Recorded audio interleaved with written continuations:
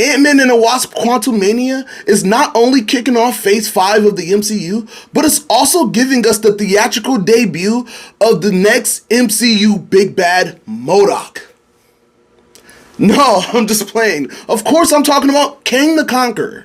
And given how lighthearted the Ant-Man series has been thus far, we're probably all programmed to believe that the heroes are gonna come out on top, right?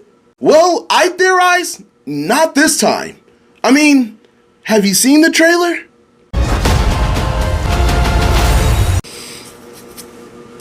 Exactly. So one thing that I like to do, especially if it's a sequel or a trilogy, I like to just go back and watch their previous movies. I did it with the Spider-Man trilogy and most recently Thor. So with the movie a little more than a week away, I figured that I'll go back and watch Ant-Man 1 and 2, and I just threw in Infinity War and Endgame for good measure. In Avengers Endgame specifically, because Scott Lang's Ant-Man had a pivotal part in the movie, and it's one of my all-time favorite movies. What do you expect from me? And watching these movies along with all the trailers that we've gotten so far, it's just made me increasingly more worried about Scott Lang's future in the MCU. Or should I say, the 616 MCU universe. When you watch Ant-Man and the Wasp, along with Avengers Endgame, they make one thing perfectly clear.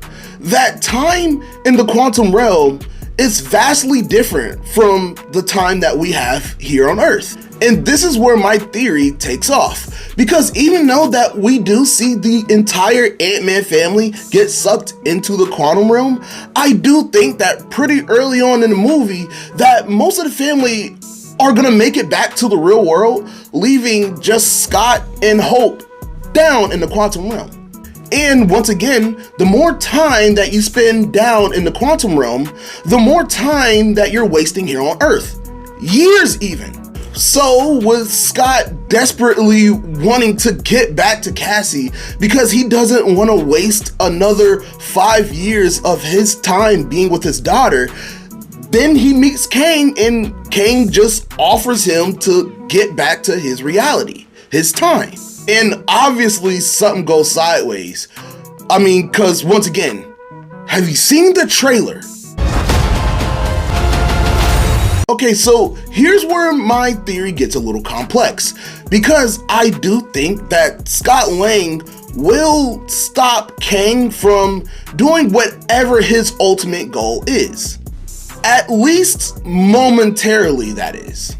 Executive producers of the film already said that this film has the type of feel as Captain America and the Winter Soldier and Civil War.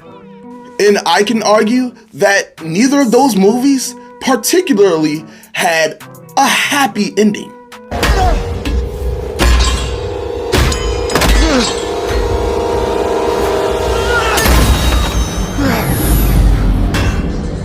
But I'm sure that Marvel won't just kill Ant-Man, right? At least I believe so. However, I do think that his fate will be way worse. One thing that the MCU needs to establish is how big of a threat Kang the Conquer is.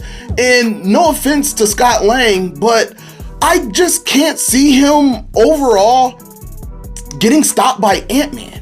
Another thing we know that the MCU is doing right now is that the old guard of the Avengers, they're kind of moving them to the side for newer heroes.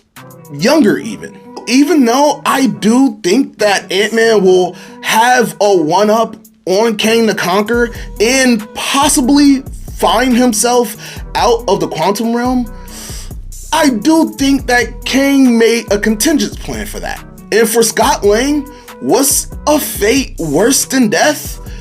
Actually making it out of the quantum realm and finding himself either in the future or worse, in a different multiverse away from his daughter and family.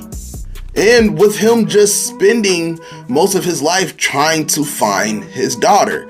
Not only did he lose 5 years of her life, but he could probably miss the rest of it as well. And it just makes so much sense. Not only do you not have to kill off a beloved character, but you establish a powerhouse that Kang truly is, and you still have a little hope that maybe one day that Scott will find his way back to his daughter Cassie.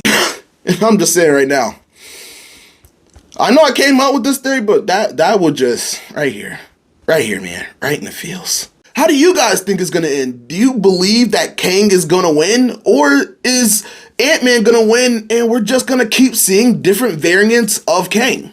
Comment below, let me know. Fly Eagles fly, go Philly, go Birds, and I'll talk to you soon.